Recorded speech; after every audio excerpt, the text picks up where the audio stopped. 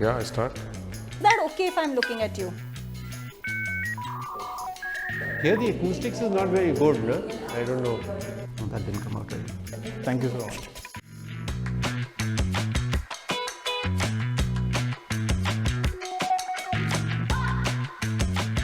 So at IID, our design courses are very exploratory, very experimental, because that's what we believe, that's how design has to be learnt. The second thing that we believe is that a teacher is not a jug full of knowledge that can be poured into the cup of a student and the student consumes it. Knowledge has to be self-created. The student has to think about it and work around it. And these are two aspects of IID's teaching design that we have brought into AND.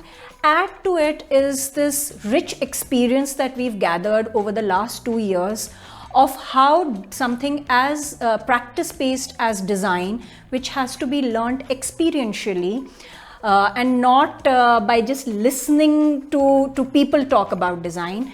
The last 2 years of pandemic taught us that at IID, and all of that know-how is what we bring to the students of AND.